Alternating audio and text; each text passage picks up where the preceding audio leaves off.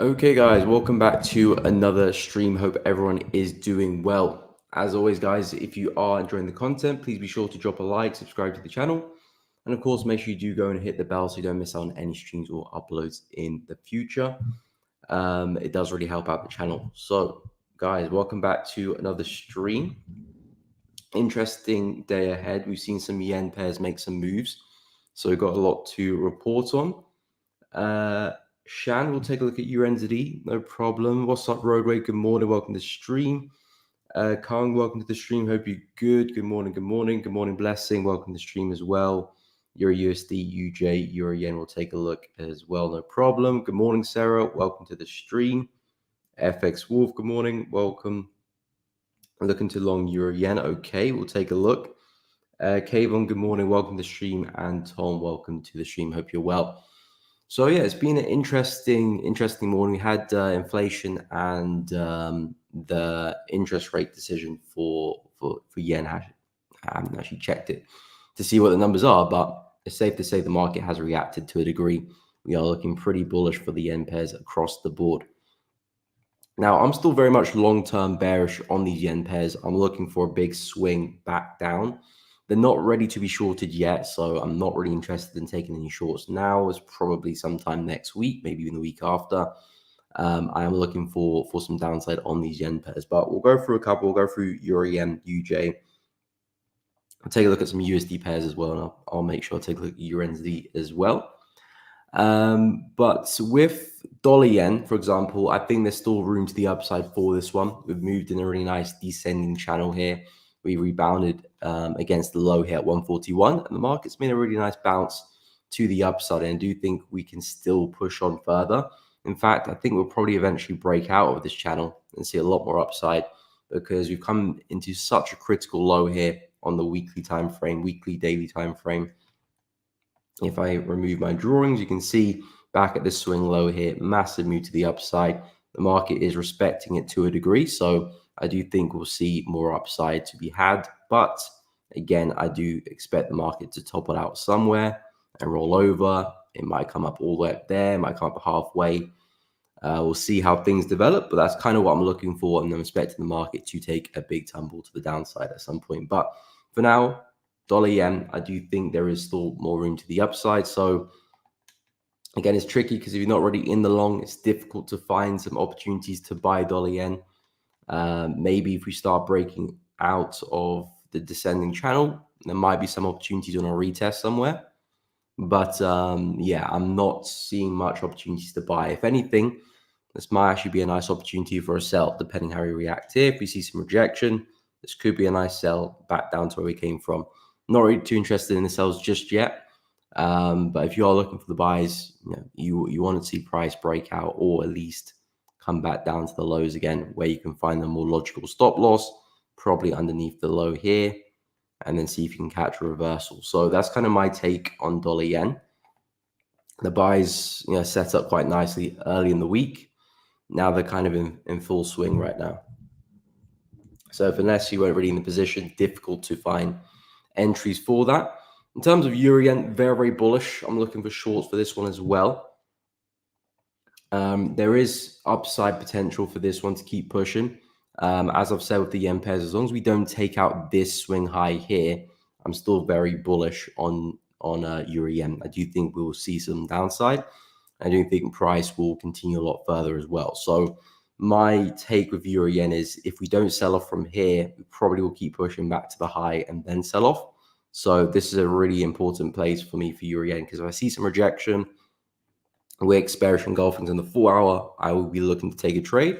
If the market does break above it, then I'll be looking to get back involved around 163, which is the high over there. So yeah, I am looking for these shorts in euro yen. I know someone just said they're looking for buys. I think intraday the buys do look good because the market has been pretty consistent with these higher highs and higher lows this week. So chances are, if we do see a correction, market forms a higher low, we will keep pushing. But for me, we're now back in bearish territory. As we approach this low here, this is bearish territory for me. So from a 4 hour perspective, I'm looking at something like that. And if you do break above it, then I'll look for something like that up there. I'm not interested in the buys anymore. For now, that we're back at this area. Yeah, I wouldn't be looking to take any buys anymore. Okay, we'll go through Pound CHF as well. What's up, Tashi? Good morning. Hope you're well. Mateka, welcome to the stream. Hope you're well. Good morning. Good morning. Greetings, everyone. Welcome to the stream. EuroCAD was beautiful. 55 pips. Nice. That's not bad in EuroCAD. There's not a lot of pips with EuroCAD, so 55 is a pretty decent move. And I know you're trading a bit more intraday now. Tom caught it at 142.333. It was shy of 10 pips to my SL, then pumped and sitting 146 pips in the green. Not a bad turnaround. Not a bad turnaround. See, sometimes the market will do things like that. I know a few people have complained that this week, me as well, about getting trailed out of a trade and seeing price go in your favor. There will be times where price comes very close to your stop loss and then catapults into your favor. So it goes both ways. It goes really both ways. Sometimes it gives with one hand and takes with the other.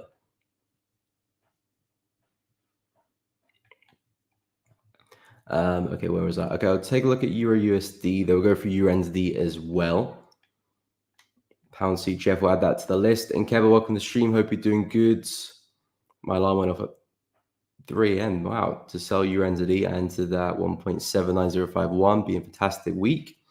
This 4 hour and hour has to be my sweet spot. Okay, we'll take a look as well. Seems to be that everyone's had a pretty decent week, or at least the people that have been chatting in the comments anyway. Okay, I'll take a look at Euro. So Euro, we did see more upside yesterday. Nothing crazy though. It's getting a little bit tricky. Now we'll touch on the DXY because the DXY is looking somewhat interesting, and maybe the DXY is getting ready to turn around, which is why Euro is struggling so much. But I've been pretty bullish on Euro. I'm still favoring a push back to the high here at 1.123. That's been my expectation from Euro, but we are struggling a little bit. And because the price action is not really neat and tidy, I'm not really seeing any opportunities to buy this one, really. Yeah, I'm not really seeing, even intraday, it looks a little bit chaotic. I mean, maybe if you approach the low down here, that's not a bad place for a long. If we get there again, see some rejection, stop loss below, that could end up being a nice trade intraday. But again, that's probably a trade for next week anyway, because I don't see us making a move all the way down there within the next few hours. And even if we do, probably won't set up till next week anyway. So it's probably more of a trade for Monday. But yeah, I'm still bullish on Euro. I'm still bullish on Euro. As I said, I'm looking for us to push into 1.125, which is that daily level here. So that's very much still my bias. The trend has been pretty strong so far. Still seeing consistent higher highs and higher lows. So my plan is looking for that next higher low and that next higher high, which for me is in full swing right now. But the dilemma is if the DXY does reverse, then Euro USD probably won't go and hit that target, because at the moment the DXY is having a really hard time trying to break through this level here at 100.6. You can see numerous wicks into this level. We've had many attempts trying to break through, and yesterday's candle was this big bearish candle. It closed just on top of the level, so no breakout, no candle closure below the level to signify a breakout. And now with today's candle, we've just put a nice wick through the level as well. We can't look too much in today's candle though, because it's still live. It could still kind of close below, close above. So a lot can happen in the next few hours before that daily candle does close. But what we can say so far is that the market is struggling to break through that level. And if we can hold this, then I do favor DXY to see some upside. So yeah, 4 hours struggling to break through as well. So it's not looking good for the sellers of the dollar, I have to say. And if this closes strongly bullish, we'll find out in the next hour and 43 minutes how we're looking. But if this 4 hour candle does close pretty bullish, like we're looking now, then I'm expecting DXY to see some strength. And if that's the case, then Euro probably will come down this afternoon. I still like the buys, but it probably means that we do come back down, and there could be some short-term sells to take advantage of. Same with pound as well. Pound's right at the high.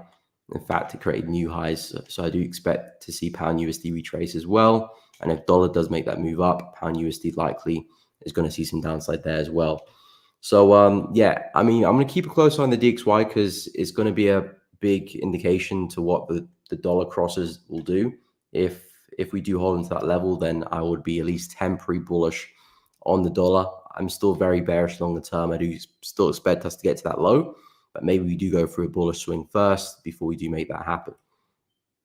So yeah, I'm going to see how that kind of closes, and if it does look like that, upside does look pretty likely there for the dollar. I'll take a look at Euro NZD because someone did request that. I'm pretty sure it was the first chart. So Euro NZD, I do like the downside. It's looking a little bit awkward, I must say, because yesterday I was talking about breakout of the consolidation and a retest for some sells. This is where I'm expecting Euro NZD to end up at. I was looking at some shorts this week for Euro NZD. This pair was on my watch list, but we never got the retest of this zone up there, which is where I was looking for my entries in the first place. Lovely support once, twice, the third time briefly over there. I'm simply looking for the retest of this level for the short. Never quite got there, unfortunately. We kind of just toppled out around here, broke to the downside. So I did say a retest of this area could be the next best bet for some sells. So yeah, that's kind of where I'm at with UNSD. It's not the cleanest retest anyway. But if we can hold into this level, this is where I do expect us to see some downside. So if we can get a nice shift momentum, because at the moment we're kind of just consolidating right now. So if we can get maybe a nice close below, that could be a nice confirmation candle to enter, stops above the high, initial target back at the low. And then, you can leave some positions to trail if you want to see if you can get it all the way back down to that low. But I do expect to see downside for UNZD as long as we stay below 1.79. If we break above it, that invalidates the whole setup, and then maybe we're going to just complete the range back to the high, which could also be a nice trade to look at as well. But for now, bearish. Let's see if we can get some indications that we're about to roll over, and if so, entries, targets at the low, and then we'll see if we can make it down to 1.766. But yeah, that's kind of my take with Euro NZD. I'm looking at this bullish move as a retracement of that big bearish move. So now I'm looking at price rolling over again. So that's kind of my take with Euro NZD. We'll go through pound seat chef, Euro CAD as well. Okay, USD CAD. Okay, we'll go through a bunch of USD pairs, a lot of USD requests. We'll go through the USD majors. So yeah, with pound seed chef, I was eyeing up this one yesterday for some shorts, but it looks like it's breaking above that level pretty cleanly. So that kind of puts to bed the short bias I had with pound seed chef. Well, not short bias, I still got the short bias because we've had this emphatic move to the downside. I'm still looking at this bullish move as a correction of that. So I do expect us to eventually sell off at some point, but this was the level I was expecting to happen. So now that price is broken through that, my favorite setup anyway is no longer at play.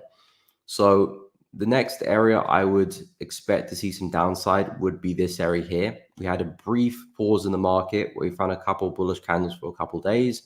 Then the market absolutely melted. So potentially we're coming back to retest this area before we do sell off. So not really my type of trade because I always like to trade from support and resistance. This is more of like an area of supply. Which is not really a part of my trading plan, but it is definitely an area that could send price back down. But the fact that we broke out of this level, so now I'm kind of stepping back for pound seat chair for a while. But we could definitely come into this level, see some rejection, and roll over. In fact, if we do that, that'll be great because I'll be looking at something like this for some entries, and then that will be my trade back in full swing again because we will be back below the level. A retest, I can put my stop loss above the high and see if I can take advantage of that move. So that would be something that would interest me. I wouldn't enter there, but I would look for the entry there. Yesterday, I was looking to see if we can double top it and then sell, but we didn't. We broke above. So now this becomes my opportunity. There might be some break and retest in the meantime to take it up high. If you're looking for something more shorter term, that could be a nice buy there. But I'm still very much looking at the bigger move for pound seat chef to be to the downside because this is such a crazy move. And I'm looking at this being the pullback of that. So I do expect a high to form and a big move down. It's just, where is that high going to form? I was expecting it to be at this level. It wasn't. Price broke higher. Now I'm going to stay on my toes and see what price gives me. But this looks like my next best bet. So yeah, that's kind of where I'm at with pound CHF. Still do like it to the downside, but it does need some work. We'll go through some USD pairs, USD crosses. Take a look at EuroCAD as well, see what's, because Hollywood Israel, when you targeting the high, I think EuroCAD was pretty bullish as well. You have mixed biases for the dollar pairs, especially dollar is oversold and the DXY is currently not breaking support level. Yeah, I do have that to a degree as well. I'm still looking for Euro USD to continue higher, but then the DXY doesn't look like it wants to continue lower. And if the dollar is going to hold this support and see some upside, then it's going to be very, very difficult for Euro to go higher, and most likely Euro is going to come back down. It just might mean that we might push down for a few days before we push up again. So that could be the situation.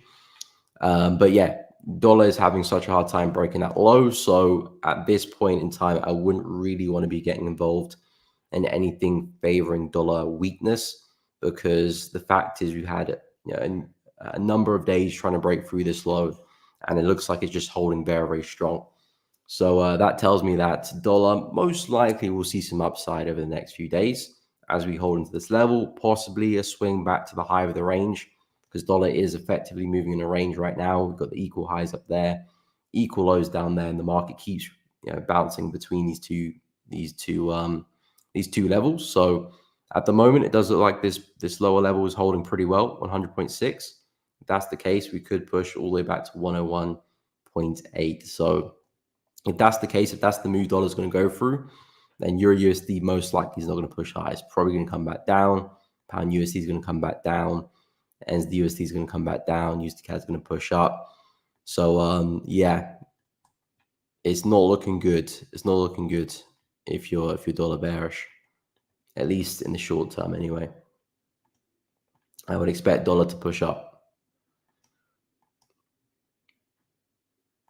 And the thing is, I'm still very, very bearish on dollar. It just might mean that we go through something like this first. Because again, we're still holding onto a pretty big low, which is this low here on the left. Let's not forget, this is still a very critical low, which the market's still bouncing on. We had a really big move to the upside, and the market is still dancing on that same level.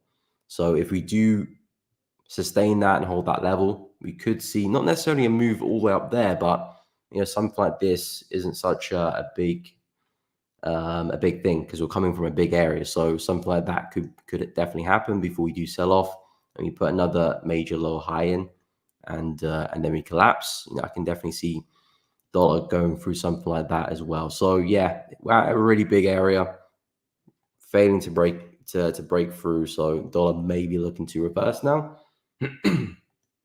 which could take these USD pairs with it. So looking at pound USD, especially pounds, because pound just created a new swing high. So pound is not really looking good to buy anymore, really. Coming from last week, we discussed a nice break and retest on this area here, and price respected it really well this week, and we saw some upside from that. We had the Bank of England as well yesterday, which gave pound a little boost to the upside. But now that we've created new highs past this point here at 1.32682, now's kind of the time to be backing off from your buys, or at least looking to take some profit if you are on some buys. And if you're looking for some counter trend opportunities, now's not a bad time. I wouldn't. The market's a little bit too bullish for me to do that, and I don't have any other major confluences that will invite me to take some sales. But I would expect to see some retracement now for pound. How far? How deep? Not sure. Because yeah, I'm looking at the higher time frames to the monthly chart. I wouldn't be too surprised if we come all the way back down to this area and then see some upside from there. I think something like that is is a big possibility. But I'll wait for a lot of development before I do start taking any shorts, though, because the market is still very bullish, and yeah, there's no shorts there for me. But yeah, for pounds, I think we can probably see some retracement. New Zealand dollar, this one's a bit awkward. I'm still looking to see if we can push back to the high over here, because we've broken through this level here to some degree. It's not the best breakout you see in the world, but we have seen a closure above. So now I'm looking to see if we can push back to 0.635. So that's my next kind of take there with NZUSD. I'm looking for a push into the high there. Haven't really found a clean opportunity to find the entry yet, but that is the idea. That is the direction. And I'm just waiting for price to because yeah, it's just been very corrective. It's been a very corrective move there for NZUSD. It's not like we've flown to the upside for a lot of momentum. It's been very corrective. So I'm hoping that we can find some support somewhere, and then I can find some longs, but not looking good so far. So if we do close back underneath, then maybe NZUSD is going to see a big move down. USD CAD, this one had a nice kind of closure yesterday. I have to give it that. Really big wick to the upside there and a nice bearish close. But again, entries are looking a little bit interesting. If we can hold this, I think that's a nice play for a short. See some rejection there, nice bearish engulfing. That would be a nice entry there. Stops above the high. First target can be back at the low. And then if you're looking to really take price to the downside, you've got that 4-hour swing low down there as well, which looks good for a target as well. But yeah, I would favor dollar CAD to see some downside.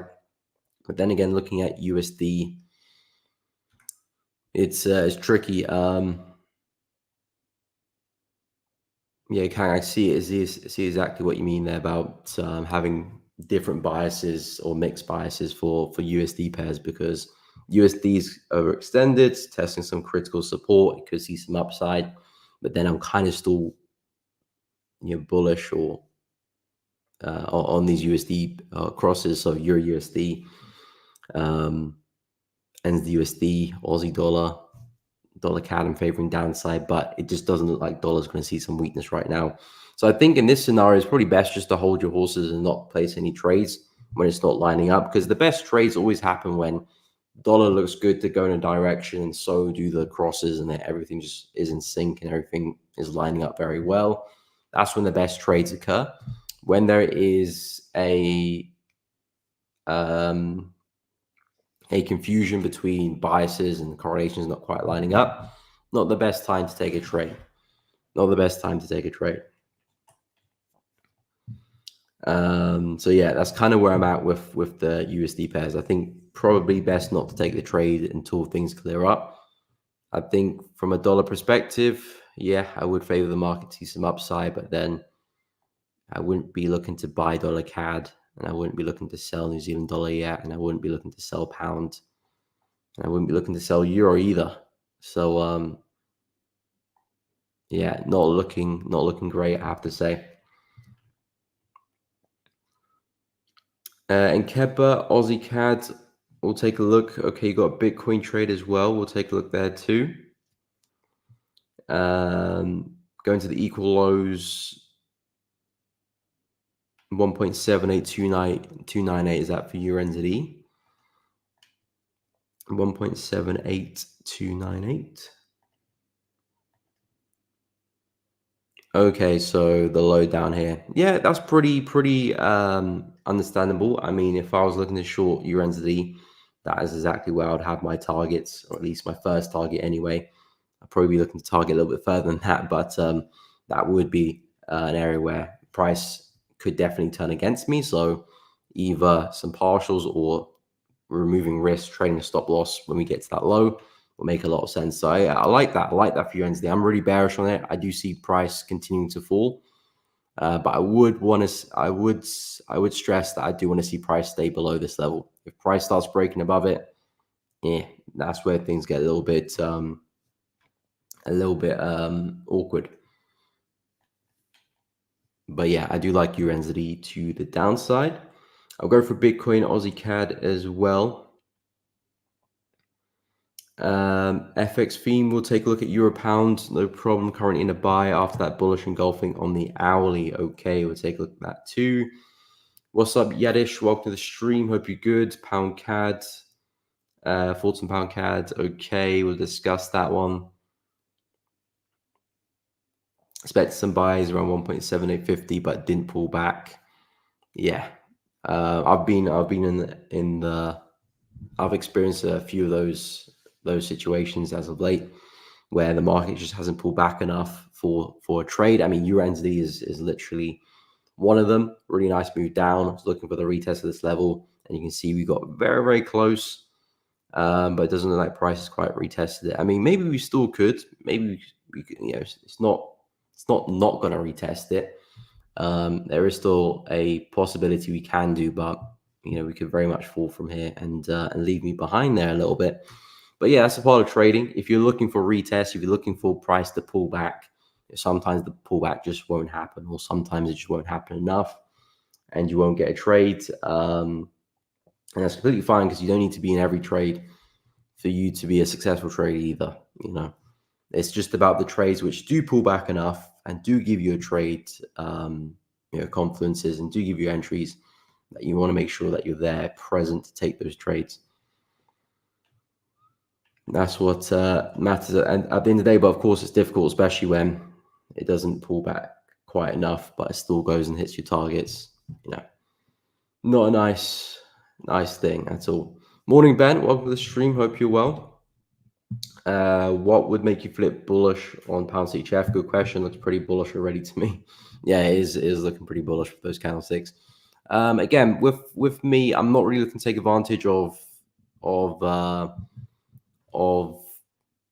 because the way I come up with a bias and a direction is higher time frame. So for me to turn bullish, the higher time frames need to turn bullish as well. And what I'm seeing from pound CHF is we've got double tops up here, essentially. Market breaks through the low really impulsively. So I'm looking at this as a pullback, and I'm looking for a lower high for a short. So for me to go bullish, I need to see sustained higher highs and higher lows on the daily chart. Something like that for me to say, okay, I might look for a pullback somewhere for a buy, which will take some time and maybe a few weeks as well for it to turn bullish, or at least my bias to turn bullish anyway. But I'm fine with that, because there's other pairs I'm looking to trade. I've got 31 pairs on my watch list. But yeah, I don't change bias very easily. My idea is that I come up with a bias in higher time frames, and I want to stick with that bias until I'm proven very, very wrong. So price is either really breaking structure or really showing signs of reversal. I know that the market has seen a lot of momentum here, consolidates, and seeing a lot of momentum there as well. But structurally, nothing's changed with pound CHF. We've still had a really big sell-off. Nothing's changed in terms of the market structure, so I won't change my bias in terms of looking for buys. I understand intraday there could be some really nice buys to take advantage of. Certainly with the break of that level, it could be a nice retest for a buy there. That's just not the trade I've planned to take. With pound CHF, I'm looking for shorts, and until I see sustained higher highs and higher lows going against me, or price does something crazy, then I'll look to change that bias. But for the most part, I keep a bias for a very long time until I'm proven wrong. So I stay stubborn with it. But yeah, if it changes, it changes, and I miss out on a bullish move, I do. But again, there's so many pairs which I'm looking at, so I don't necessarily need to try and take advantage of that move. Morning, Ryan. Welcome to the stream. I'm doing good, my man. Hope you're well. Welcome. Good afternoon, and Tony. Welcome to the stream. Okay, there's a bunch of pairs I need to get through. So let me start going through them. Aussie CAD, Bitcoin we'll take a look at. If I do miss out a pair as well, just drop it back down in the chat. I'll take a look at Pound CAD too as well. So let me go through Bitcoin. So Bitcoin is actually surprising me, to be honest. I was not expecting this from Bitcoin at all, to be honest, because we had this high over here. Because the last time we had a bounce at the low, the market got about 3/4 of the way before it turned around. So I was not expecting price to now come back into the low and see the full swing. I was expecting us to probably come up halfway around here and then sell off again and maybe eventually get a break to the low. But Bitcoin is looking surprisingly bullish. I mean, we're not out of the woods yet. We still need to break out of this channel for the market to be well and truly in that next bull run, or indicating that it might be. It needs to be breaking out that channel for me. So we're not out the woods yet, but the fact that we are breaking pretty strongly bullish there is definitely surprising me. But at the same time with Bitcoin, I would only be looking at opportunities once we get back to the extremes of the range. So if we're back here, sales automatically look good. Of course, want to see some rejection, not just to sell blindly. Want to see some rejection, see some signs that the market is struggling to break the high, and in turn, some sales could look good there. And of course, likewise with the buys at the low. I don't really want to be looking to take any trades with Bitcoin inside of here, because that's where most of the noise is, and it's going to be more difficult to find trades. If you're really looking to take trades inside the middle of the range, then I think shorts as we come back into the high is not a bad bet. At least you've got a nice place for a stop loss. Are you looking to sell or buy in Keba? Entry 62,208 slash 68,487. Take profit 62,000. Okay, you're looking at a very intraday opportunity. Yeah, I don't really look at Bitcoin intraday. The lowest I'll go is full hour, which technically is intraday, but I don't really like to go lower than the full hour because it's more noise than helpful price action. I think with Bitcoin anyway, I like to stay in the higher time frames because the price action is a bit more neat and tidy.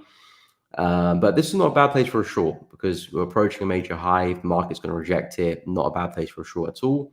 But really, I want to be focusing my entries, my opportunities, at the high or at the low, not in the middle. And that's just the rule that I have with kind of any range, unless if it's very, very big on like the monthly chart. But anything lower than that, I want to be focusing my entries at the top or the bottom because I can get better stop losses. And if it does play out, the risk reward looks really good if you can get a swing back to the low or back to the high as well.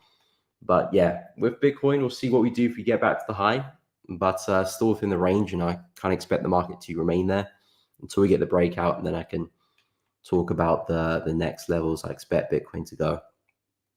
In terms of Aussie CAD, not a big fan of this pair, to be honest. Haven't really been keeping tabs on it. We've been moving in this ascending channel here, and now price is coming back into the top. So maybe Aussie CAD is due a retracement, especially after this bullish move here on the daily chart. Maybe we can see some downside now. Are you looking at shorting Aussie CADs? 7196, take profit 0.88. Okay, so you're looking for a big sell for this one. Wow, all the way down there on the weekly chart. I mean, it has come back to a nice area, to be honest. It has come back to a nice area, and this could just be another pullback of this move, but the price action is just so choppy, which is why I don't like Aussie CAD. Look at that down move. That is just horrible stuff. I like it when we're seeing momentum correction. This is sensible price action that I can understand and trade well. When it's kind of like this, it's difficult to trade and difficult to analyze, or at least more difficult anyway. But in terms of Aussie CAD now, coming back into a high, of course, this will be a nice place for a short. The buyers have had their fun, probably looking to take profits as we come back into the high. If you put yourself into the mind of a buyer, that's probably the obvious place to take your profit. So naturally, we're going to probably see some sellers jumping into the market and probably see some retracement. How far? That's the question. Back to this high here looks pretty likely. Any more than that, I wouldn't be too sure. And again, that's the beauty of a trading stop loss. You don't know how far the market's going to go in your favor. You're just trading just to see. Sometimes it might be a big winner. Sometimes it might show you out for a small profit or a break even. But I would say some shorts back into 0.92-ish looks pretty good. Anything more than that, I'm not too sure about. We could be looking to go for a reversal, but I need more signs than that. I'm not going to suggest the market's going to reverse from here because there's just not a lot going on.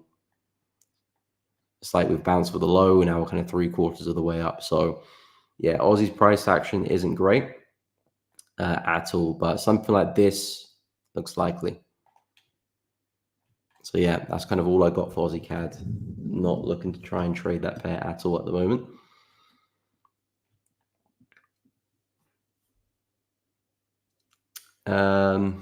Okay, we'll go through some indices as well. What's up, Will? Welcome to the stream. Hope you're doing good. CAD Gen, okay, we'll take a look as well. But look, a lot of pairs that make sense to not want to flip bias often would be very confusing. Yeah, exactly. I used to do that as well. I used to flip my bias all the time. And sometimes it works well, sometimes it can work a nightmare and you should be confused. You confuse yourself a lot. So yeah, for me, I just want to have the high time frame bias and just stick to that. And then wait until I'm proven wrong. Of course, there'll be opportunities where, okay, I miss out some buy opportunities because I'm still bearish in the higher time frames, but I'm okay with that because I trade a wide range of pairs. There's always an opportunity that's just about to form for me. So I'll wait for pound CHF to be completely wrong and to really push on, and then I'll flip my bias. Because that's the whole point. I use the higher time frames for that higher time frame guidance to know that, okay, if my trade does play out, I know the higher time frames could really take this in my favor, which allows me to trail stops and potentially catch some big winners. So that's kind of my thinking. Anyway, so we'll take a look at pound CAD. A few people have been talking about that one. That one's been really bullish, hasn't it? Pound CAD's been flying. It's almost at that level on the monthly chart as well. So yeah, with pound CAD, we're coming back into some massive resistance here. So I do think it's a matter of time before pound CAD does kind of finish up with this bullish trend, bullish momentum, and then we do see some downside as we approach the high here. I think I know the level you're looking for a retest on. I can't remember if you put it in the chat, but this level I was discussing as well during the week as a nice place for a retest, but unfortunately the market didn't quite see that happen. We got about 2/3 of the way down before the market formed support and started flying again. And the Bank of England interest rate helped this one out as well. So yeah, difficult to find a trade there. Sometimes situation like that will occur. Just got to dust yourself off and keep it moving, keep it stepping, because it's not going to be the first time and it won't be the last time that will happen to you, of course. But yeah, as we approach 1.81, 1.82, this is an area where I do think we can see some sellers stepping into the market and possibly see a reversal. Now, I'm not really a trader that will look to trade a reversal. I'm waiting for the market to show signs of that, actually put in some market structure, and then I'll be looking to take my trades to the downside. I'm always looking to take continuations, not trying to call the tops and bottoms of things, but that is an area where we could put a top. So I'm definitely well aware of that, but I want to see some signs that the market is, putting that top in, seeing some downside, seeing some lower highs. You can catch a nice breaking retest somewhere and some shorts there. So that's very much what I'll be looking at if I'm getting into some shorts for pound CAD, which could take a few days to form. But yeah, at the moment, the market is very, very bullish. Very bullish. So there's not much to do really, unless you're gonna look for some intraday opportunities on the retest of some of these areas. Could see a pullback, retest that, and then be on our way. That could be a nice opportunity to look at, maybe on the hour or even 30-minute if you really want to refine that entry. But to me, it looks like pound CAD has still got a bit of upside left before we start discussing some sells. But yeah, that's kind of where I'm at with pound CAD.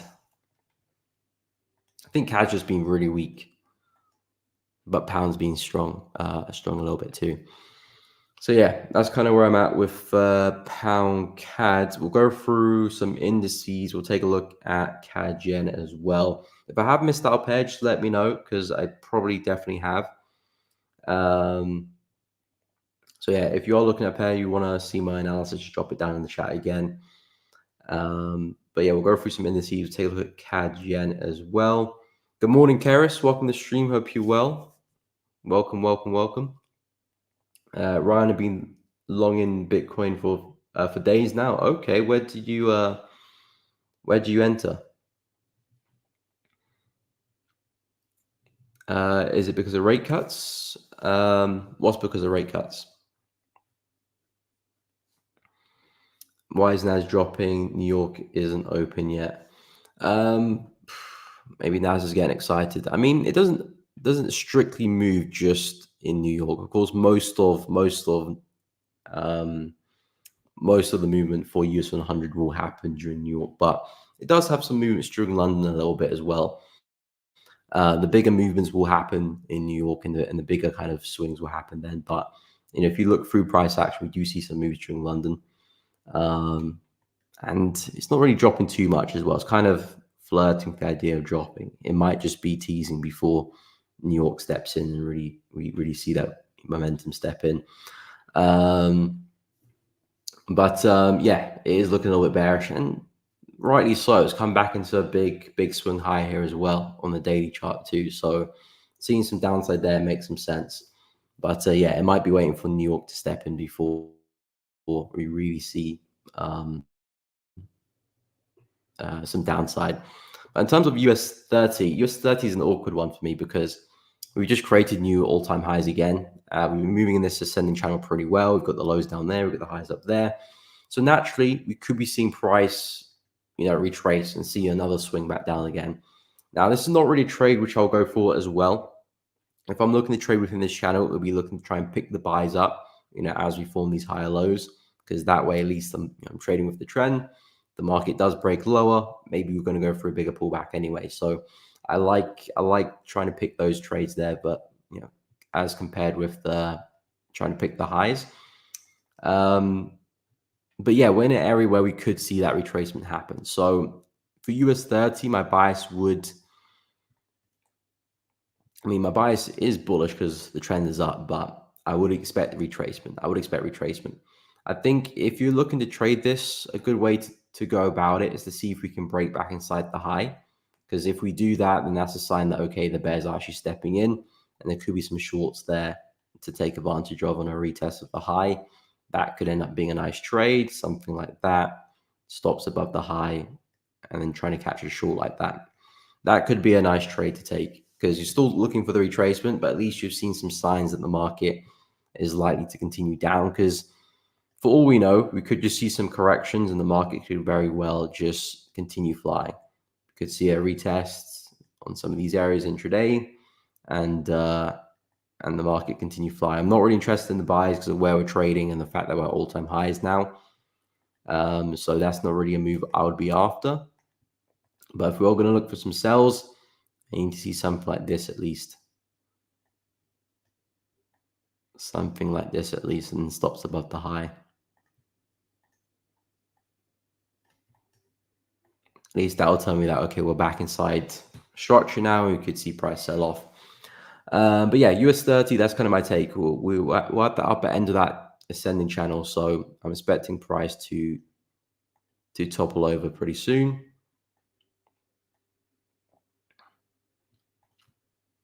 And see some downside, but yeah, I wouldn't try and short right there and try and call the top.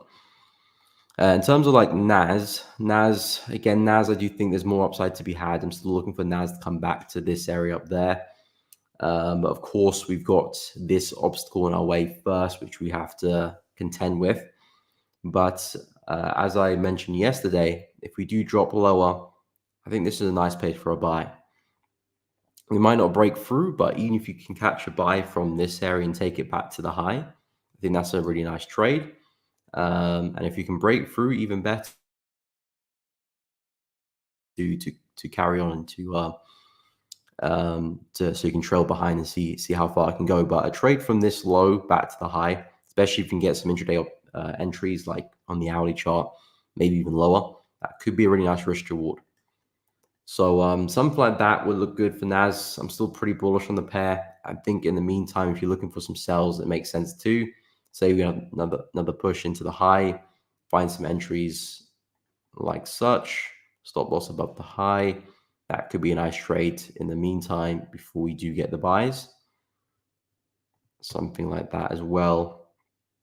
taking it back to where we came from. So the sells is not really what I'm after, but in the meantime, I would expect the market to see some downside. The buys is where I think it's at, and where potentially you might even get the breakout and see price really continue and eventually push back into the swing high. Because if you look at US 30, if you look at S&P, US 30 and S&P have seen all-time highs. They've pushed past them. And I do think eventually NAS will get back to its all-time highs as well and do similar moves like US 30 and S&P and catch up to them. But it's got some work to do. So I like NAS because it's got that potential to really run, whereas US 30 and S&P are at the highs already. So yeah, it's difficult to expect this one to go a lot further, whereas NAS, is nowhere near its all-time high. But for now, off that level, off that high, I would expect to see some downside and then probably some buys later on. But yeah, at least for now, something like that makes sense. So yeah, that's kind of where I'm at with the indices.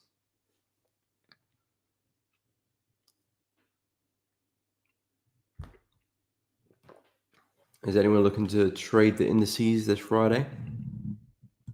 What's up, Casperio? Welcome to the stream. Hope you're well. Thoughts on GJ and gold? Okay, we'll have a little look-see. Just enter some shorts on euro. Not bad. I like it because it does look like DXY is about to see some upside. So if the dollar does go through some upside, then it does look like euro probably will see some downside as well. So I can't knock that. I'm not particularly bearish on euro, but it does look like we'll probably see some downside. And I'll take a look at CAD Yen for Captain Commandsy as well before I forget. In fact, we'll go for that one first. So CAD Yen, then I'll take a look at Pound Yen. There we go. Got the CAD in my brain. So we'll go through CAD Yen, Pound Yen, and I'll take a look at gold as well, which I haven't actually looked at gold yet. I think gold is making some new all-time highs as we speak. So yeah, pound yen, very, very bullish. Safe to say the yen pairs are really bullish at the moment. Really strong candles this morning as we're pushing up here. So pound yen, love and life, really big push up there. CAD yen, likewise. New Zealand yen, likewise. Euro yen, again. Dollar yen, nice push. Aussie yen.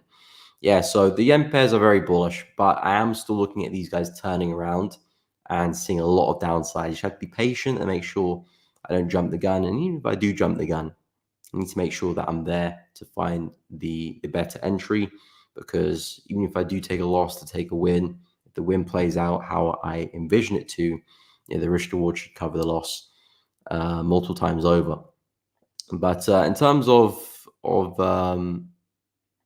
CAD yen is probably my least favorite yen pair because there's just a lot of support resistance to kind of work around with. 105 is a pretty critical level for me, which the market has held as support pretty well.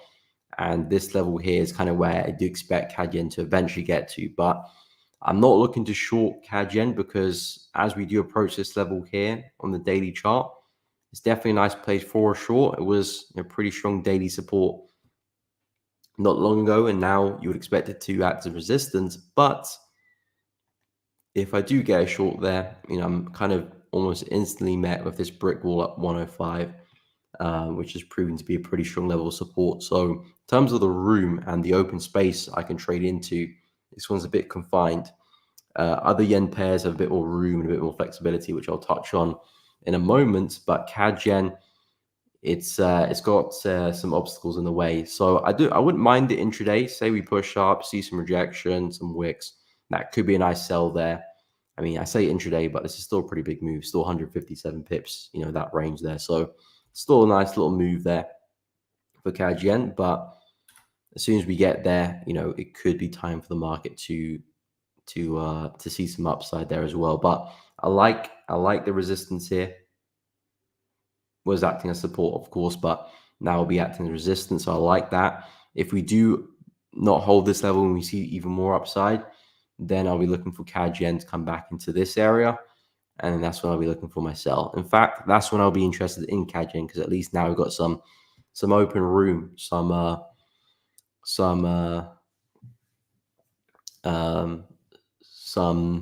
than what the words I'm looking for.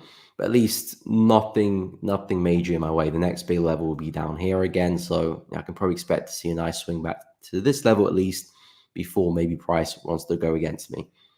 So I like this shorts up here from 109, but this level here is just a little bit too shallow. So that's kind of where I'm at with CAD Yen. But again, another yen pair, another pair that I'm pretty bearish on long term. We still might be going through some upside. In terms of pound yen, I'm looking at something similar as well. I was, and I still am, looking for shorts at this area, but it does look like price is breaking above it. So with pound yen, I'm looking for sales as long as we don't break the high here. So if we're coming back into this area here for pound yen, I'm looking for sales up there, and then I'm looking for a big swing back down. Now, that's a pretty big swing for any type of trader because that's about 1,200 pips. So I probably won't be staying the full move, but again, my stop loss will probably be pretty big as well. It'll be 100 plus definitely, especially on the 4 hour time frame. So maybe even 200.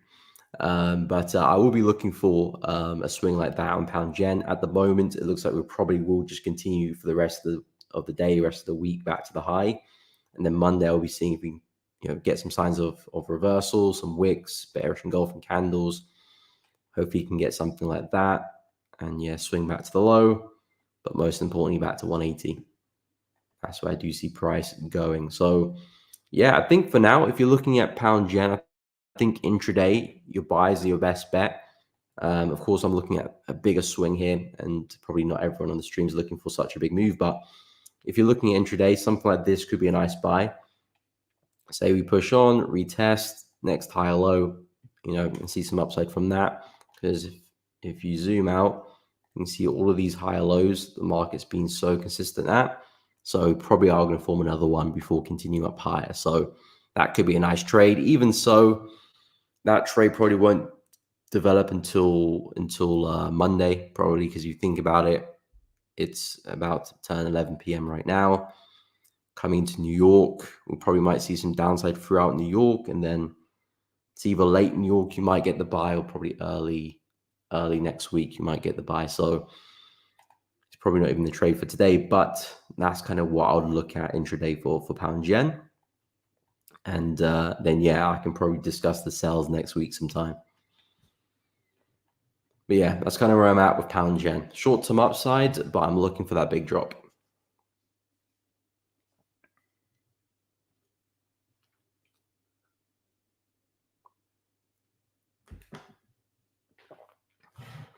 Okay, where was we? I think I said I'll look at Euro USD. Yes, I did. We'll go through. What's up, Lordo? Welcome to the stream. Hope you're well. Good morning. Good morning.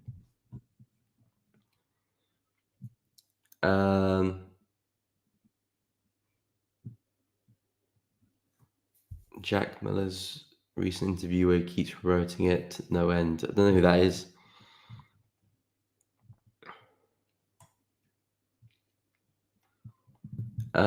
Is BTC and NC just bullish because of the rate cuts? I mean, since the rate cuts, it has been bullish. So I would say that has been a big catalyst for it. Because I mean, Bitcoin it has been a bit bullish since kind of like last week.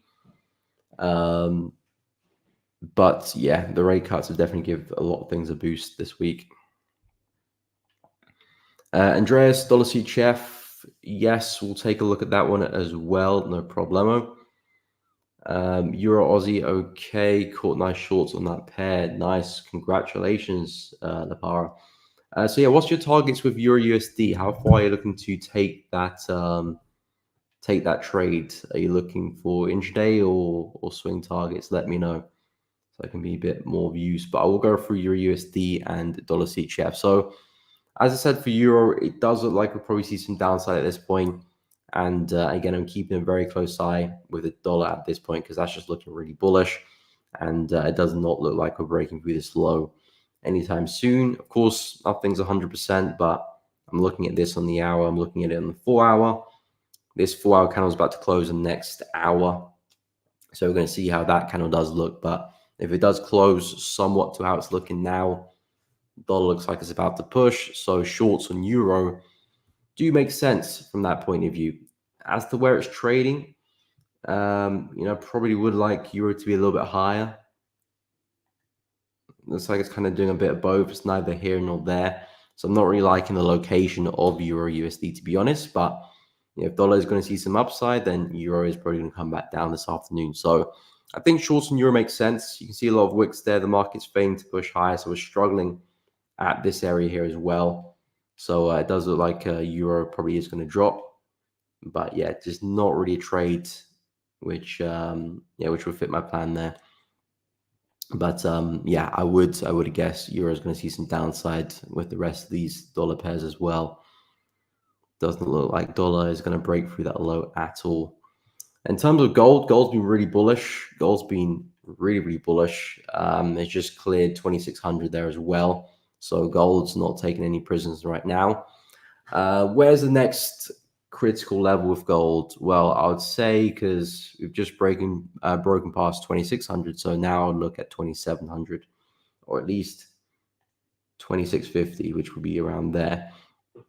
So yeah, it's difficult with gold because of course there is nowhere to target. There is no level to look at apart from these psychological levels, or maybe some fib extensions, or another type of indicator you may look at. But in terms of market structure, there is nothing because of course we're at all-time highs. But I do think gold can still keep pushing. There's no real signs of this slowing down. In fact, there's signs of it speeding up. You've been really corrective since this big push, but ever so slowly the market's been gaining pace, gaining momentum.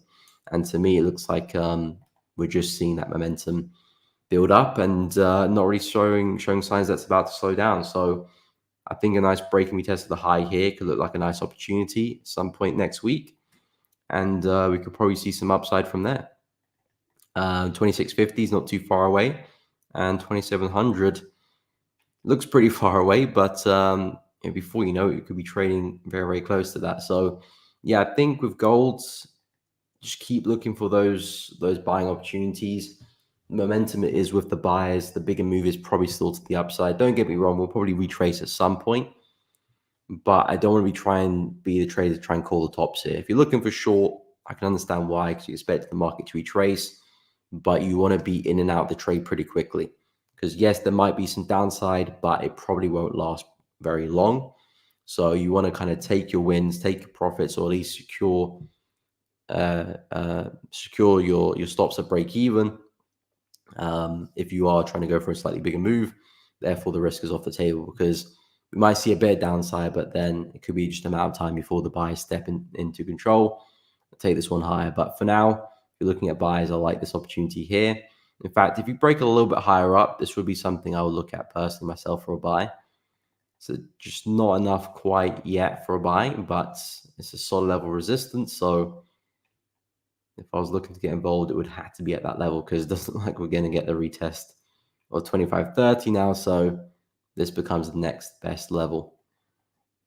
But yeah, I like gold to the upside. I think silver's looking pretty bullish too.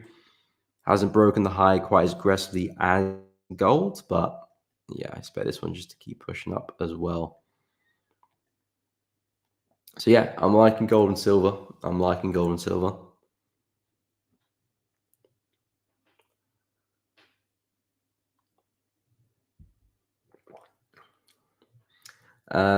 Okay, dollar CHF, we'll take a look at them. We'll go through Euro Aussie as well. Ben, look at elevating traders and the challenge at 2% daily profit cap. Is that for challenges or do some? That's for every challenge, but it will be. It can be removed for traders who stay with us for a long time and show a lot of consistency. We'll take those caps off, because the main thing we have the cap for is just to deter people who are looking, trying to quickly gamble and quickly pass an evaluation with a news release or something like that. So we're looking to try and eliminate that as much as possible. But once we see longevity and consistency, we can definitely remove the caps for traders.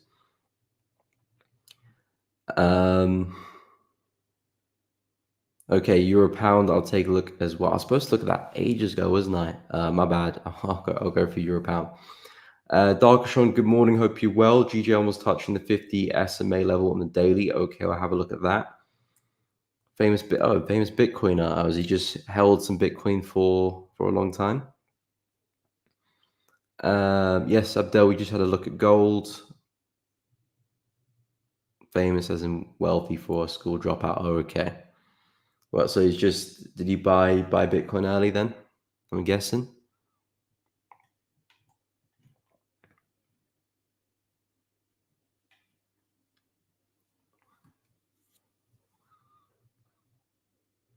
Seems like you pride. Yeah, that's the plan. That's the plan. That's the plan. Ben, we're trying to look for the long term, which of course there will be some hindrances and some things that traders might not, like entirely, and I can definitely understand that because I'm a trader myself. But the thing is, what we're looking for is actual traders who can sustain the market consistently and trade consistently. So once we see that, then we can kind of put you in a separate bracket and then treat you differently. But as everyone who comes in, a lot of people here to abuse the prop firm space and try and catch a quick challenge and quick payout. And we're just not really interested in that at all, really. So we're looking to try and build for the long run. And the rules we set are just to implement that and to sieve out the real traders from gamblers. So once we see consistency, we can of course bend the rules to your comfort. Of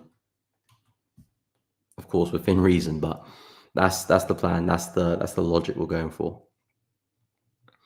Okay, so we'll go through. Okay, did and held it for the long run. Yeah, there's a few of those who got in early to Bitcoin and held for the long run, and yeah, they've done very well. And there's also I've heard about some people who bought Bitcoin early and they held it for the long run, but they forgot they had the Bitcoin, and then they don't know the access to their wallets to access their Bitcoin. So some people are kind of like billionaires without being able to access their billions, which for me is absolutely insane. Yeah, that's insane to me. Anyway, we'll go through pound yen. We'll take a look at dollar CHF as well, and Euro Aussie. So dollar CHF, dollar CHF is actually an interesting one because this is actually a dollar pair, which I actually do like the buys on. I actually do like the buys on this one, and dollar looks like it's about to reverse on the DXY as well. So if you're going to trade any dollar pair, I think dollar CHF makes the most sense because we've come into a really massive low here on the daily chart around 0.84. We've had a few attempts to try and break through this. A lot of wicks failed to do that. So I do think dollar CHF is going to push to the upside at some point. And of course, if the dollar is going to hold this support and see some upside there as well, then hey, we're probably going to see dollar CHF move to the upside with it. So I like the buys here for dollar CHF because of where we're coming from. I think in terms of entries, you probably would have want to have entered maybe a couple of days ago, as we were trading at the low. I don't think looking to enter now is particularly great. If we're trading at this area, great. Stop loss underneath, and you can probably find a decent trade there. But if you're entering now, I mean, you could enter now, just that your stop loss is going to be a bit disproportionate to your target because this is probably going to be your first target for the trade because that's a place where price can definitely turn against you, and the risk reward's not looking particularly great there. So I would say for entries, you probably want price to push a little bit further down so you can make a bit more sense of that. Something like that looks good. And then if you can break out, fantastic. And then there could be some nice entries above that for some retest and then some more longs. But again, if DXY is going to move to the upside from this area, then that probably will fund the dollar CHF to move to the upside as well and drag it with it. But yeah, it would be nice to be in some entries there. Of course, hindsight is a wonderful thing, but if you're going to enter, you want to enter below the range anyway. Entering the middle is always going to be a sticky area, and then you could say, okay, if I'm going to enter here, I might just have my stop loss, just underneath the low there, which makes it a little bit more, promising, at least from a risk reward point of view. You can at least probably get a 1-to-1 into the high, but then again, your stop loss is not in a particularly great place, and it's a little bit vulnerable. But that might be the best opportunity you have there. So yeah, with dollar CHF, I do think we can push on higher, but this is really where the buys look good. And like I said, if we break out, we've got a lot of room to run into as well. Last time we were testing this level, we had such a big move up. We might see a move, halfway, maybe back to this low here. So yeah, I like dollar CHF to the upside.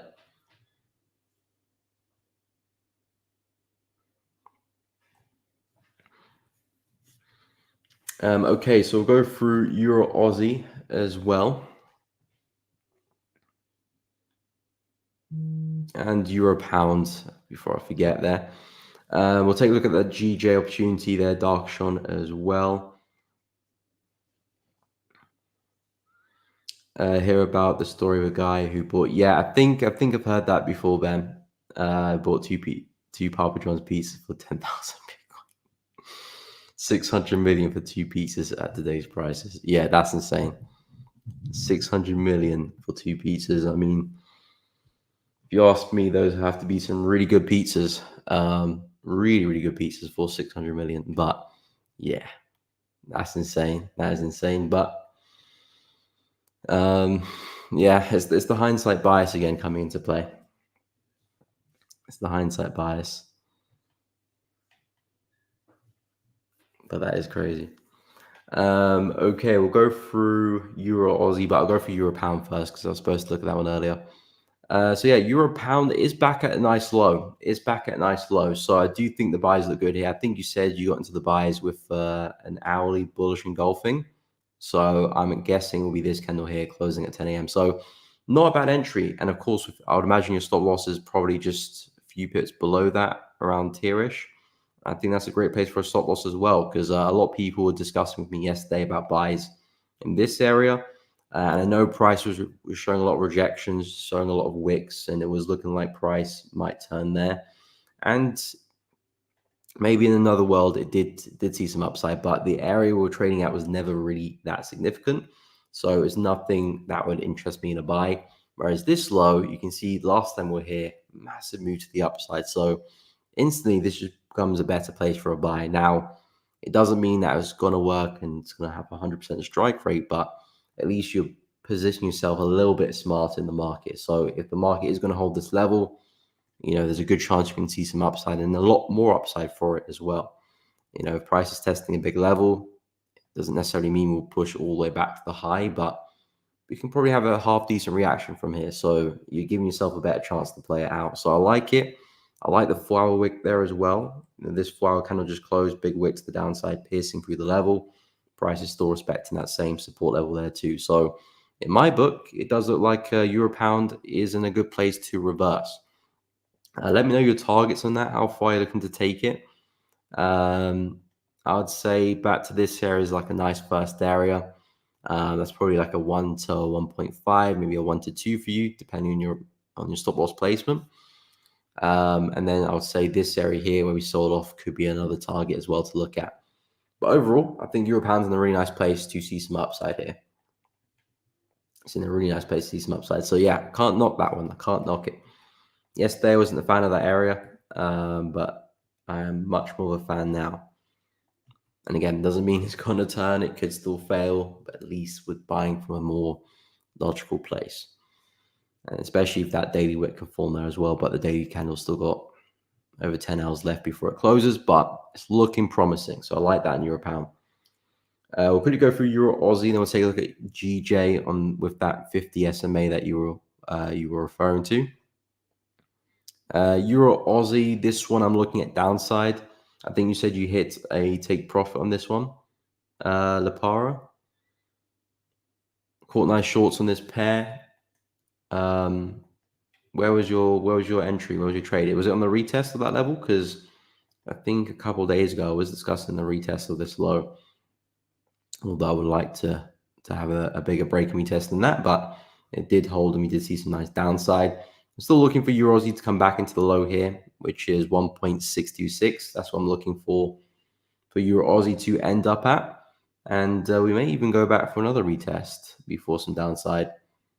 Nice little low there, lower high, nice drop. That becomes a lower high next. And then could see some follow through there, back to the low.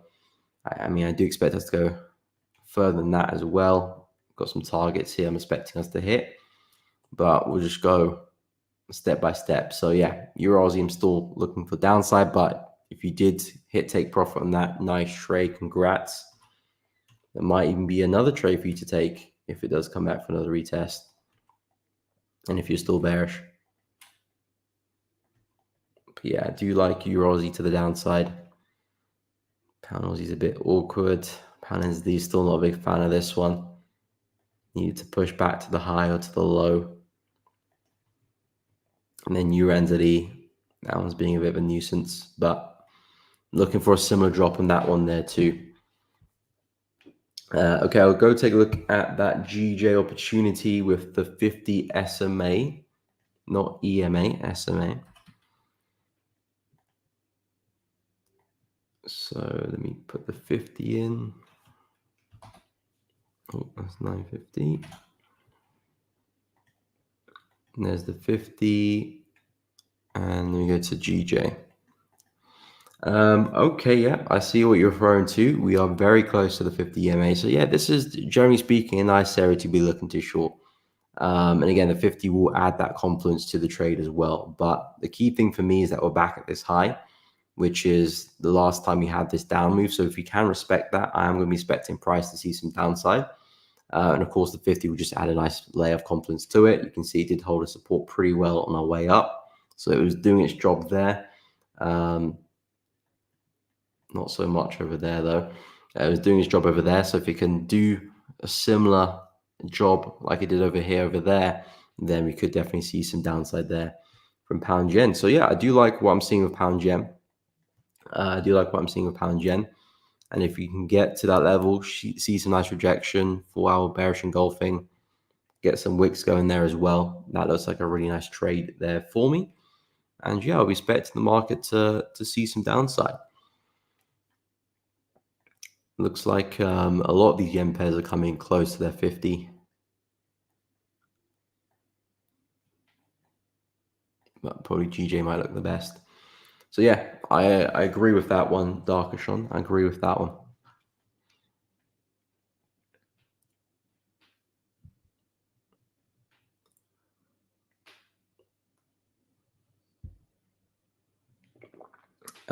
What is up, Sith and Besso?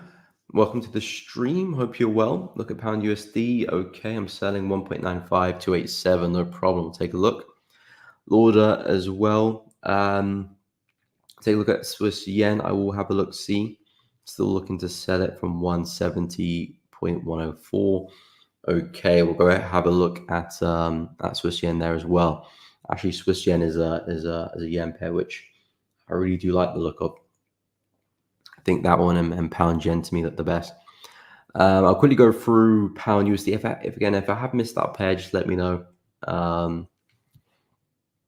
But we'll go through pound USD and I'll take a look at Swiss yen. So pound USD, you said you're in a sell from 1.95287. So yeah, with pound USD, I think we're in bearish territory now after we've taken out that high. So the next move I'll be expecting would be a retracement down. So I can definitely agree with you on that. I think that's a typo there because if you're selling from 1.95, you'd be in a lot of profit. 1.95 is all the way up there. So I think you mean 3.5. 3.5, which would be maybe not 3.5 because 3.5 is up there as well.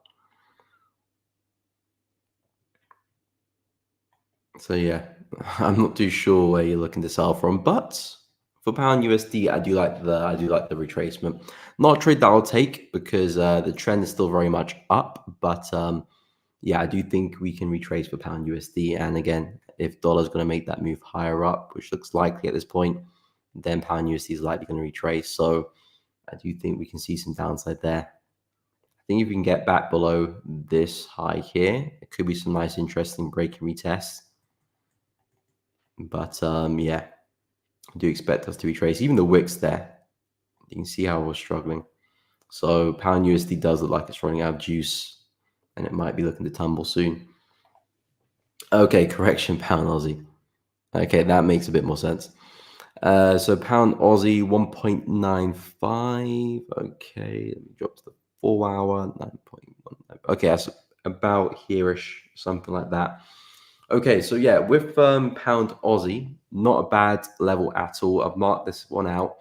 In fact, I was looking for it to hold a support at the beginning of the week, but it didn't quite do that. It's a nice little level here. Was resistance over there not long ago. Now you can see prices was acting as resistance there as well. Briefly support there too. And now flipped, it's going to be acting as resistance there as well. So I do think downside is likely because we failed at holding the level of support for us to see the continuation. So if the market's going to break back inside this area, then I'm looking at us making a low, making a move back to the low here at 1.93. So shorts around this area, stops above the high, for me looks like a nice trade.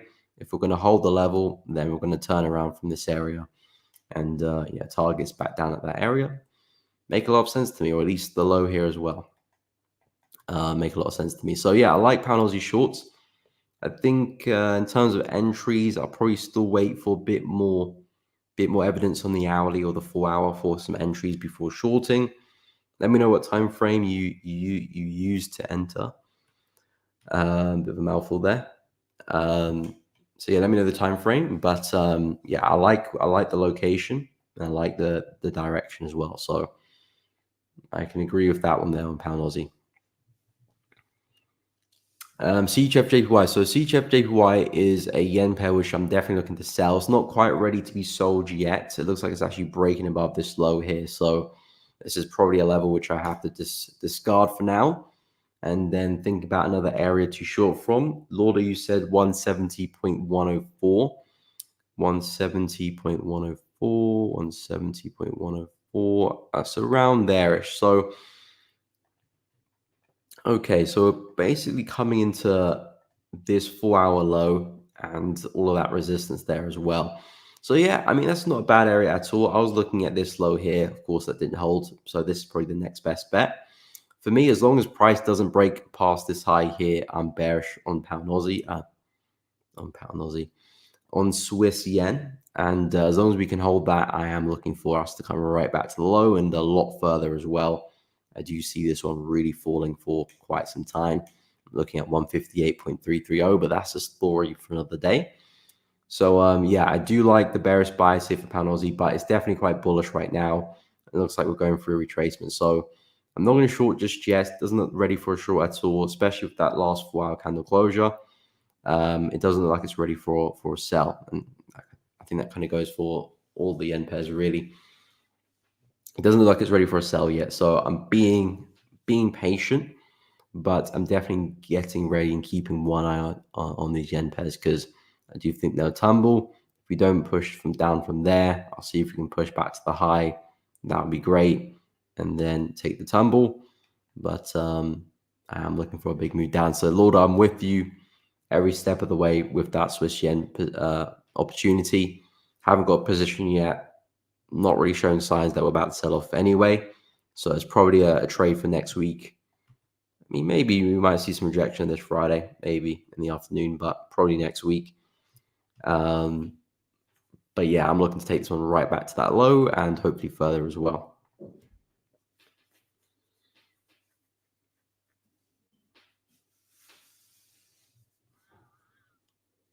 Just have to wait for some signs of some rejection. Antonio, oil. Yes, I was supposed to look at oil as well. I'm forgetting a lot of pairs today. Apologies. We'll take a look at oil. 5 minute rel. Again, Anton, speaking in tongues again, my friend. I have no idea what you mean. Do you want me to take a look at the 5 minute chart of which pair? Let me know. So we'll go through oil. So oil actually came into 70, 71, 72 yesterday. Let me just get that to the low. Yeah, I think it just about did. looks like it did to the wick there. But yeah, I like the shorts here for oil. I do think there's a lot of downside to be had with oil, especially if we're going to hold into this level, because I'm looking at this being the next point for our next swing high. And if that's the case, I'm looking for us to roll back over to the low. So my bias for oil is pretty bearish. And to me, this just looks like price is going through another bearish swing like we did over here, like we did over there. And then I'm expecting us to do it again over there as well. And just a simple break and retest. So I think this is a really nice place for a short. In fact, that would have been a nice little entry signal there a few hours, a few candles ago. Stop loss above the high. Let's see if we can catch that fall. That looks like a nice trade. Maybe price might push up one more time back into the high. Therefore, there could be some entries maybe this afternoon or Monday or sometime next week. But that to me really looks like a nice entry there. Maybe we push back again. If you probably might get even a better entry, but the idea is that we're expecting this level to hold in the market to see that swing. So for me, I like it. Risk reward looks really good as well. I mean, you can even probably get a decent risk reward back into this low here. Doesn't have to be all the way down there. But yeah, I do like oil to the downside. Let me know what you're looking at for oil as well. But I do still see oil pushing down.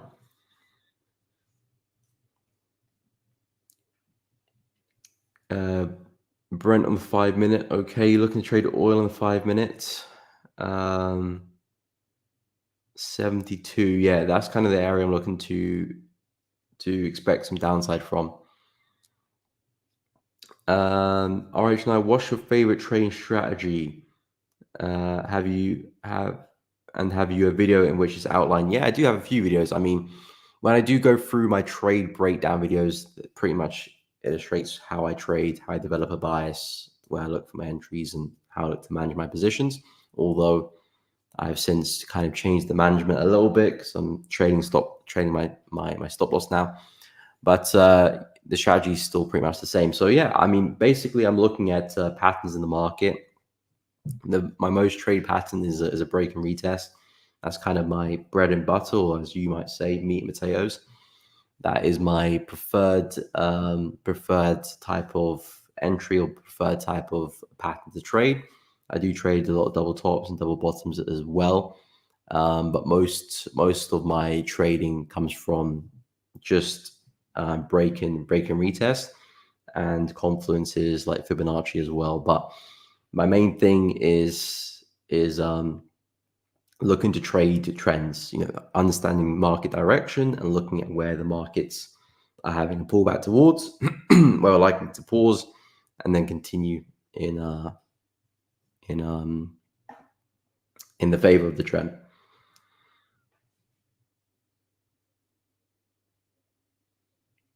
Four videos from your website and watch all of them. Well, I've got videos on my YouTube channel.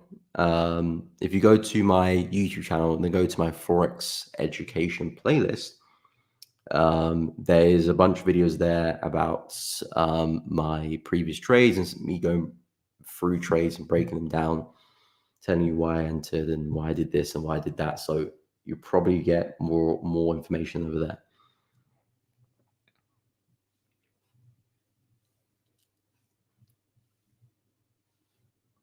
Okay, bro, I'm off. I'll see you over in the UK from Monday. No way.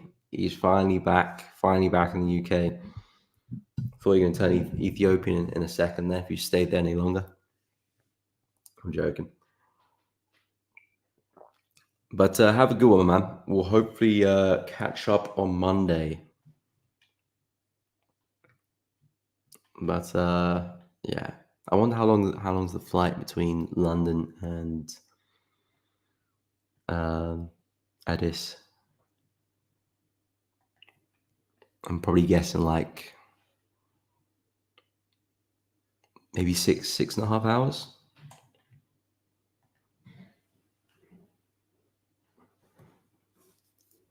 Maybe 7 hours, 6 hours. Tell me which video jumps to mind straight away. I would say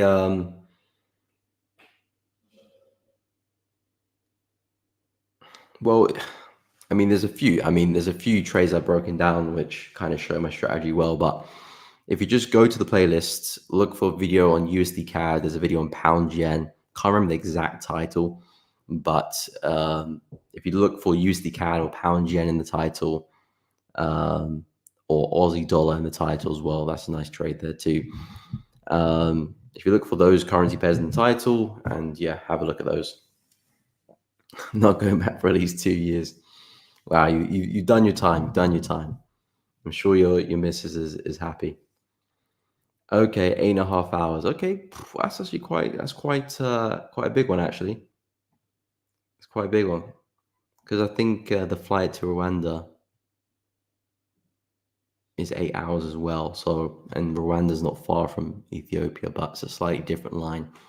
So I thought it'd be a bit shorter. But yeah, 8.5 hours is a pretty big flight as well.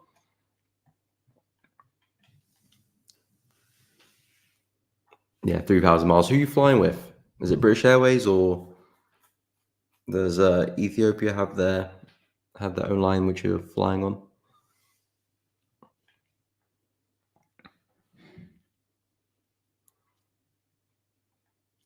Okay, I'll go take a look at oil in the 5 minute, but that is a hectic time frame for me. Flying Emirates back to Congo. Okay, that's interesting. Didn't know Emirates fly to Congo. Okay, Ethiopian Airlines. Yeah, I've heard good things about Ethiopian Airlines, to be honest. All right, man. Have a good one. Let me not make you miss your flight. But yeah, I don't trade oil. I don't trade oil, but I will have a look at it in the 5 minute. Again, when the 5 minutes, a different ball game. It's a different ball game in the 5 minute.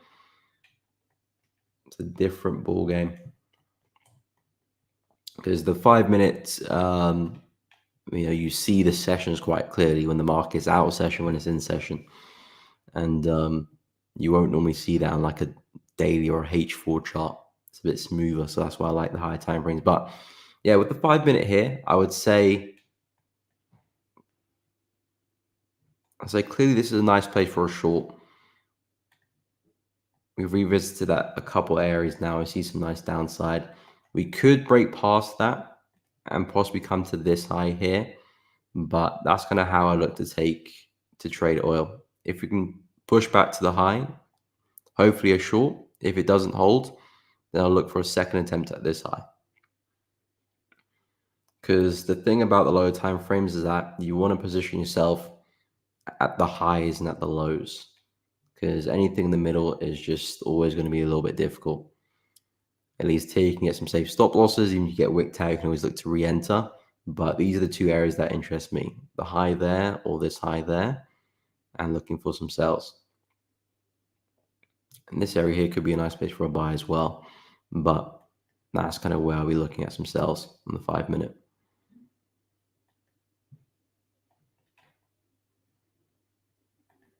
But yeah, conditions not particularly great.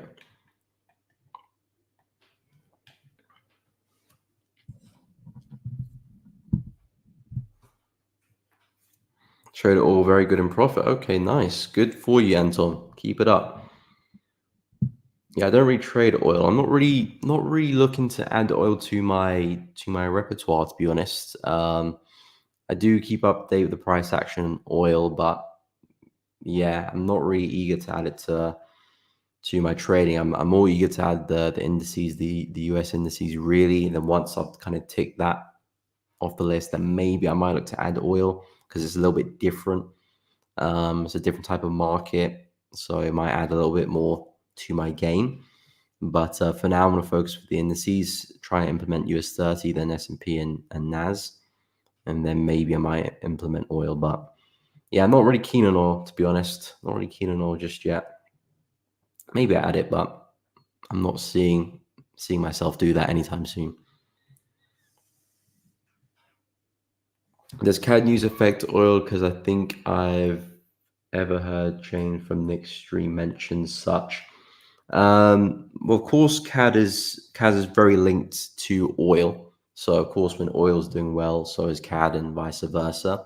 So if oil is up, you're going to see a strong CAD. But as in the other way around, I'm not too sure because it's very much oil affecting CAD. I don't think it's CAD affecting oil because there are other big um, suppliers of oil across the world, not just CAD or Canada. So I don't think it's the other way around. I think it's oil affecting CAD. I don't think it's the other way around, or I mean, I don't think it can be the other way around. Maybe. I mean, I'm not really a fundamental type of guy, so I'm not the best person to ask on that. I think maybe Nick can shed a bit more light on that. But I know oil is going to affect CAD. I don't see that working the other way around.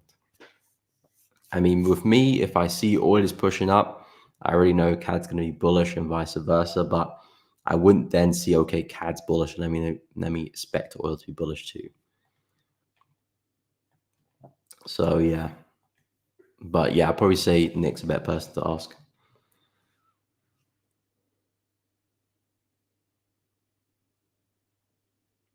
Okay, oil came into best performers. Nasdaq headache. I quite like Nasdaq. I mean, I don't trade it, but I've been looking at it a lot more in my spare time because I'm looking to add it to my watch list and the pairs that I trade soon. So I like it. I like it. I'm looking at US 30 more closely, but I think NAS is probably the next pair I add. I like it because it has some really nice swings here, and if you can catch them right, you're in a good place for it. Even to the downside as well. If you catch a nice short, it looks good. So I like the NAS. I like the NAS. And again, it just depends on your style and your method of trading. Some people like reversals, mean reversion trades, and I think you probably will struggle a bit more on NAS because it trends well. If you have a more of a trend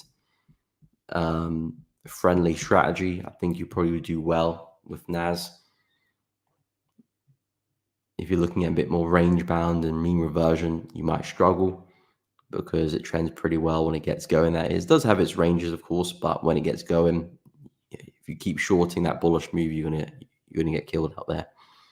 So yeah, if it's not tailored to the way you trade or your style, then of course ditch it. If it's not working, don't need to try and force something out of nothing. And if oil's doing really well, just focus on that and try and see how can you improve that. How can you really milk oil for all it's worth?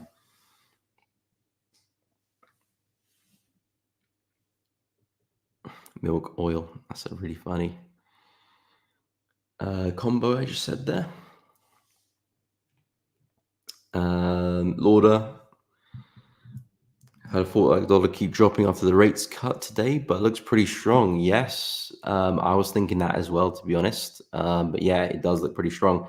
Again, I didn't see the press conference or hear what was said, but I think whatever is said in the press conference is making dollar turn around because it was definitely very bearish when the rates were cut, and it was cut lower more than what people are expecting. And then we did see dollar melt off the back of that. But after that 7:30, after that press conference came out, things have turned around, and dollar's finding it really hard to keep up that bearish momentum. And this 4 hour candle is about to close in the next 20 minutes. And to me, if it closes how it's looking, I'm expecting dollar to keep pushing really. So at least from a 4 hour perspective, I think we'll probably see a bullish dollar for the next few days, at least to the end of today. But I do think we'll probably push into this area and then probably push into that area there. So I do think dollar will see its upside, which probably will take euro down, pound down with it as well. Use the CAD up, although that's fighting pretty hard now. I do think dollar CHF will push up. Aussie dollar will come down. I mean, gold's still doing a pretty good job, and gold's not one to focus on too much because gold and silver are not really technically correlated to the DXY because the DXY basket, the dollar basket, doesn't have gold with it.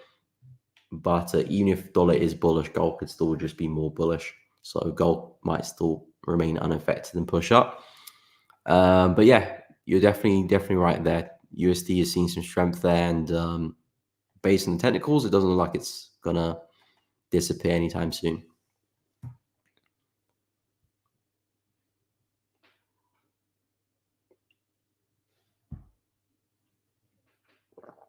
Stocks will be interesting this afternoon if the dollar stays strong. Yes, it will be, because see some of them take. I mean, do we have any news this afternoon? I don't think we do.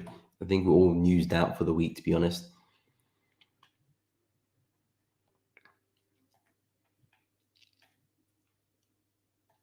Let me have a look. See.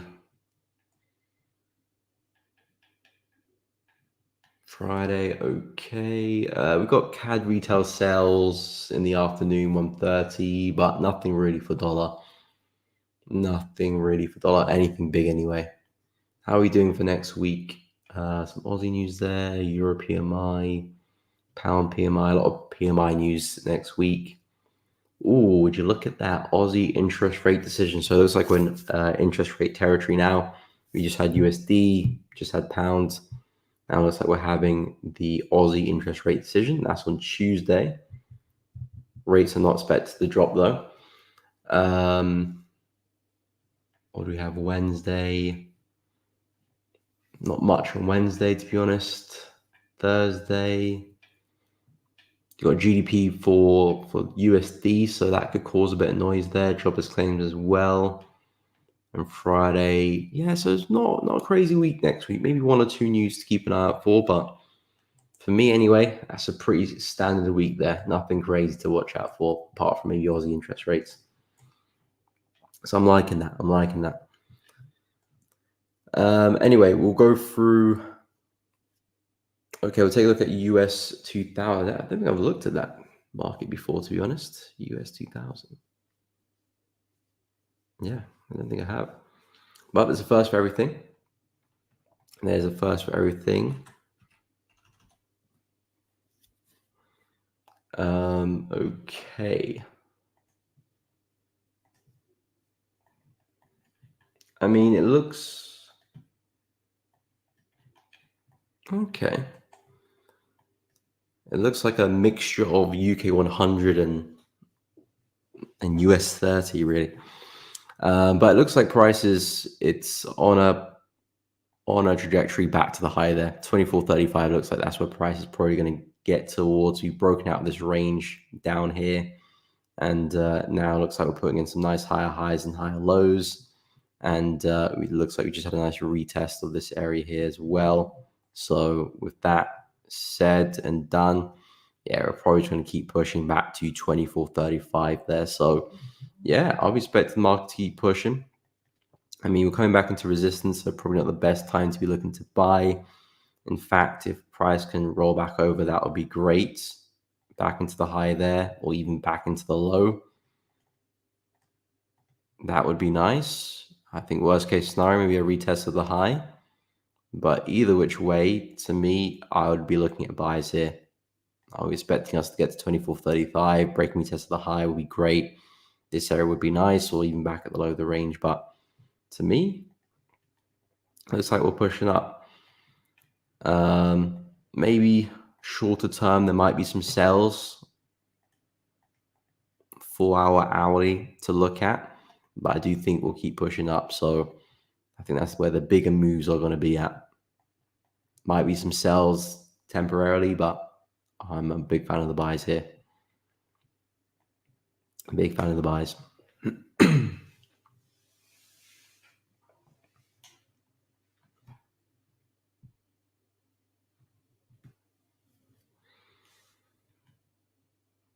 US 30 most stable. Is that so? I thought maybe S&P were probably the most stable. Yeah, it looks bullish to me as well. It looks bullish to me. I'm expecting more upside. How is UK 100 doing? Is it bullish as well? Oh, look at that for a wick. Came right back underneath. Okay, I'll wait to see how the weekly candles close. We're going to have the weekly candle close this week. So, this week, we have it every week. We're going to have the weekly candle close today, is what I meant. And if that leaves another wick there, Yeah, it's just difficult to trade really inside of here. I think the cleanest trade for me for UK 100 is the buy off the low, because this has been such a strong level of support, minus this one breakout here, which just turned out to be a big fake out. This has been such a critical low here at 81.24. So for decent rejection there, that to me makes the most sense for a buy. And then, yeah, I'm expecting us to push back into the high eventually. But I have to admit, the price action here, trying to get involved inside of that is just a little bit difficult. Yeah, a little bit difficult for me. So I'll be focusing on the buys right at the lows here. I'm not too sure if we're going to make that move to get there, but that looks like the most straightforward trade there. Let me see how some of these weekly candles are closing.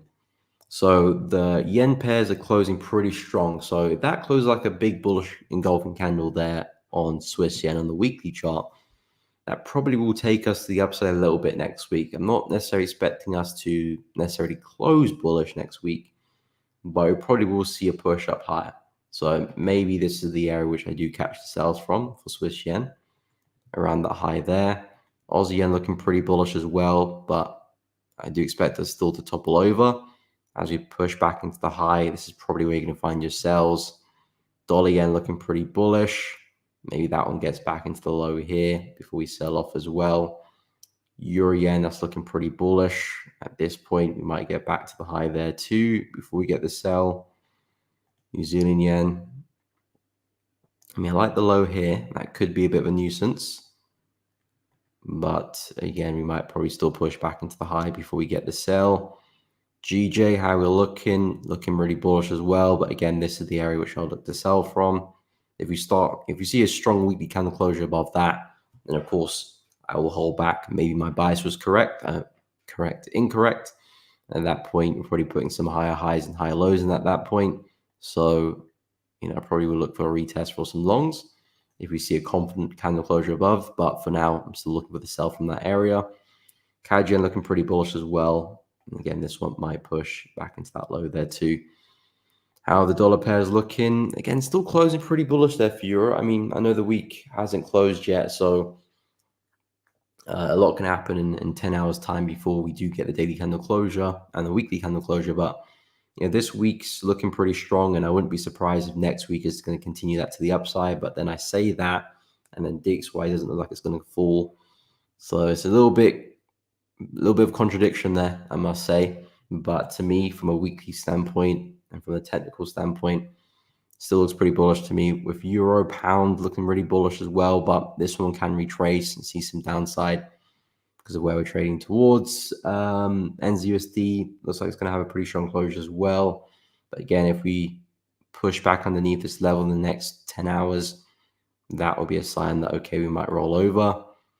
USD CAD is hanging on to dear life at that level. So again, looks like that one can still roll over.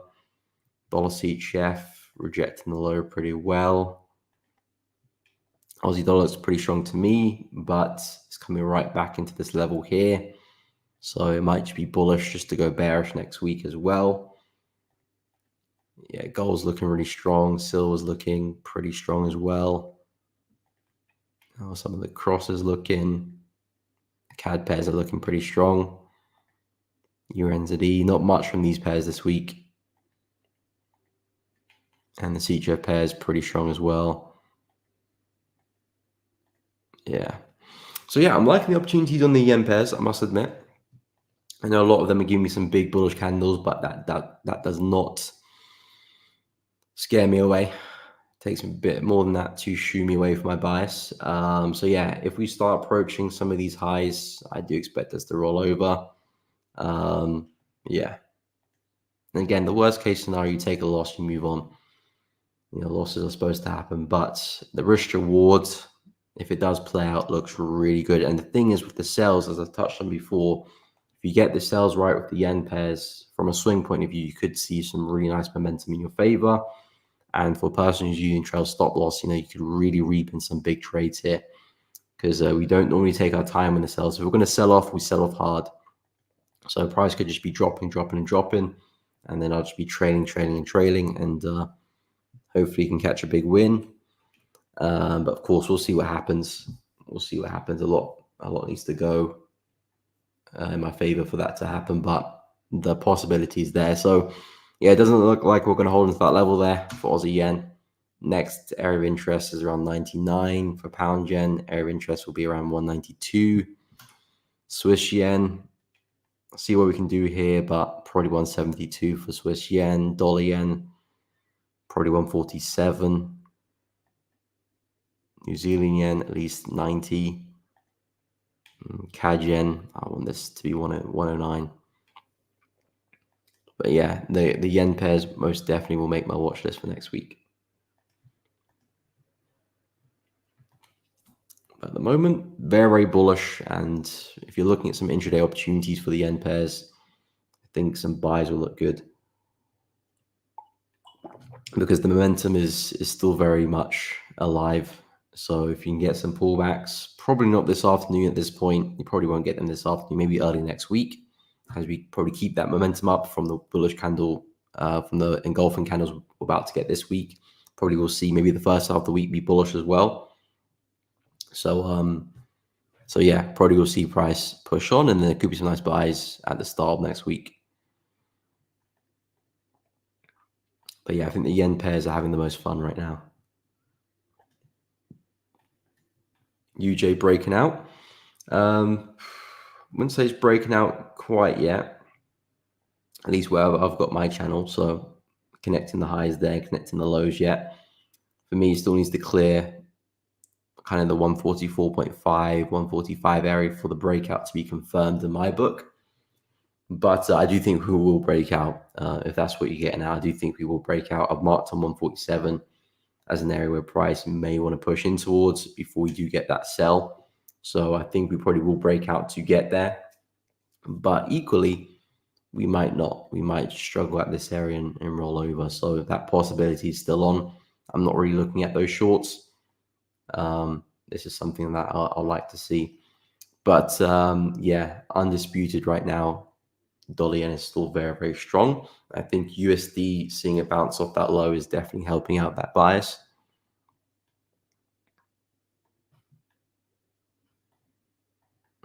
Yeah, dollar is not messing around at all. Okay, breaking out from the engulfing candles, about to get printed on the yen pairs today. Okay. Well, it is breaking out past this high here at least. It's definitely breaking out past that high. So yeah, dollar yen is very bullish. The yen pairs are very bullish. How is the Japanese index looking? I haven't looked at this for a couple of days now at least. Okay, so looks like we did put that high low in there, and price did get that breakout. I said we might push back into the high here before we get that bigger sell. It looks like we're going pretty much candle for that move there. This is still an area where I do think we can sell off. So this is kind of fits into what I'm looking at with other yen pairs as well, which is for pound yen, Swiss yen, a bit more upside, hit that level and then sell. That's kind of what I'm looking at with the Japanese index as well, JP225. Looking for us to get there, then maybe a big sell off. But yeah, we're definitely really bullish at the moment. We're definitely really bullish. We formed that higher low, and now price is on its way. So yeah, as we approach 39K, I think that's where the sales will start to look good again. But for now, we probably could still see some more upside. So if you do get some pullbacks on the yen pairs, as I've said, probably get some nice buys there.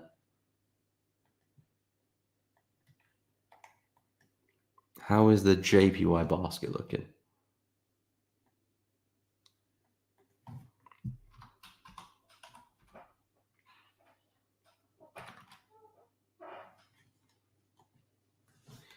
Okay, so we reacted with that high there. Price didn't break through. Again, this one could potentially roll over back to this area here before we push up. Again, as long as we don't kind of break through that. Yeah, as long as we don't do something like that, I'm expecting us to push up. If we do something like that, then I'll probably start talking about the sells. But yeah, that one's dropping pretty hard as well.